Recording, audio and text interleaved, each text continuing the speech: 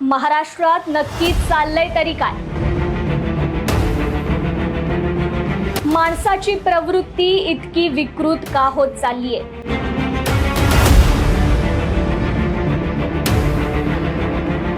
आधी मुंबईतील अक्षता म्हात्रे प्रकरण, जिच्यावर देवाच्या दारातच अत्याचार झाला. त्यानंतर उरणमधील यशस्वी शिंदे प्रकरण, जिची निर्घुणपणे आणि अमानवी पद्धतीने हत्या केली गेली. आणि आता या दोन्ही घटनांमधून महाराष्ट्र सावरला नाही, तोच अजून एक विकृत घटना समोर आली आहे. पुण्यातील इंदापूरमध्ये अवघ्या 14 वर्षीय मुलीवर अतिप्रसंग झाला. तिने प्रतिकार केला म्हणून तिला कीटकनाशक पाजलं आणि शेवटी तिचा दुर्दैवी मृत्यू झाला. आजच्या क्राईम रिपोर्ट एपिसोडमध्ये इंदापूरमध्ये झालेली ही घटना आपण जाणून घेणार आहोत. नमस्कार, मी कृपा सपकाळ आणि तुम्ही पाहताय न्यूज अनकटचा क्राईम रिपोर्ट हा कार्यक्रम. अक्षता म्हात्रे आणि यशस्वी शिंदे या लागोपाठ झालेल्या घटनांमुळे महाराष्ट्रात एकच खळबळ उडाली आणि या घटना ताज्या असतानाच पुण्यातील इंदापूरमध्ये देखील अशीच काहीची घटना घडली. 28 जुलै रोजी हा संपूर्ण प्रकार उघडकीस आलाय. इंदापूर तालुक्यातील वकील वस्ती या ठिकाणी राहणारी 14 वर्षाची मुलगी इंदापूरमधील जिजामाता महाविद्यालय सराटी या शाळेत इयत्ता 9वीत शिकत होती. खरं तर शाळेला विद्या मंदिर म्हटलं जातं, पण अक्षता म्हात्रे प्रकरणात जसे देवाच्या मंदिरात सुद्धा हैवान असतात, तसाच एक हैवान या विद्या मंदिरात सुद्धा होता. जिजामाता महाविद्यालय सराटी इथे शिकणाऱ्या या 14 वर्षीय मुलीवर घाणेरडी नजर ठेवणारा हैवान म्हणजेच याच शाळेतला एक कारकून. शाळेत असल्यावर तो या पीडित मुलीवर नजर ठेवून असायचा. जणू काही तो एका विकृत संधीची वाट बघत होता आणि दुर्दैवाने त्याला ही संधी मिळाली. रविवारचा दिवस असल्याने शाळेला सुट्टी होती, त्यामुळे पीडित मुलगी ही तिच्या घरीच होती. तिच्यावर पाळत ठेवून असलेला तिच्याच शाळेतला एक कारकून त्या दिवशी तिच्या घराजवळ आला. बहुधा तेव्हा तिच्या घरी कोण नसावं आणि म्हणूनच मुलगी एकटी असल्याचं पाहून या नराधमांनी त्याचा डाव साधला. तो त्या मुलीच्या थेट घरात घुसला आणि तिच्यावर अतिप्रसंग करू लागला. हा प्रकार रोखण्यासाठी ती मुलगी त्याला प्रतिकार करू लागली, पण याचाच त्याला राग आला म्हणून त्या कारकुनाने या मुलीला बळजबरी कीटकनाशक पाजलं आणि तिथून त्याने पळ काढला.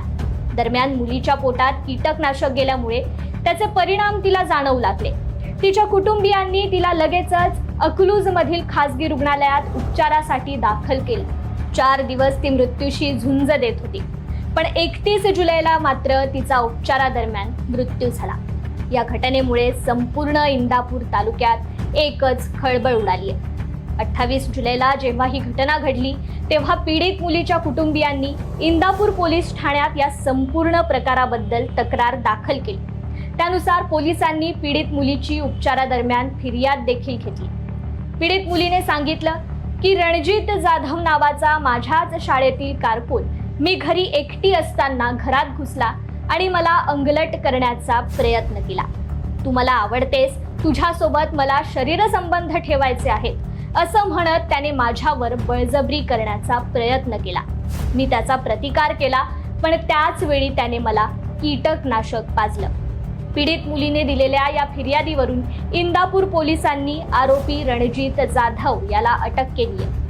पोलिसांनी आरोपी विरोधात जीवे मारण्याच्या प्रयत्नासह बालकाचं लैंगिक अपराधापासून संरक्षण अधिनियम 2012 कलमांतर्गत गुन्हा दाखल केलाय.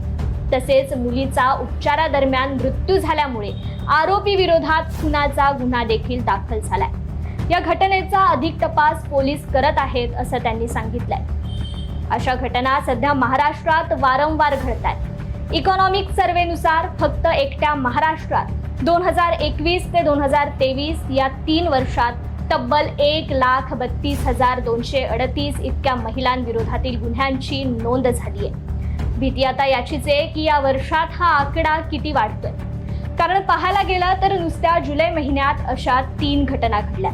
खरं तर या घटना आपल्या समोर आल्या म्हणून आपल्याला समजल्या, पण अशा कितीतरी घटना घडल्या असतील ज्या अजून समोर देखील आल्या नाहीयेत. अशा कितीतरी महिला असतील ज्या अजूनही अशी विकृती सहन करत असतील. रस्त्यावर महिला असुरक्षित आहेतच, पण आता स्वतःच्या घरी, शाळेत, मंदिरात, अनाथ आश्रमात, वृद्धाश्रमात देखील काही विकृत मानसिकतेचे लोक वास्तव्य करतात. दररोज 100हून अधिक महिला या विकृतीच्या बळी ठरतात. आणि मग हे सगळं ऐकून, बघून आणि अनुभवून शेवटी मनात एकच प्रश्न येतो, अशा विकृतीचं करायचं तरी काय? या विषयासह आजच्या क्राईम रिपोर्ट एपिसोडमध्ये इथेच थांबूया. तुम्ही पाहत रहा न्यूज अनकट.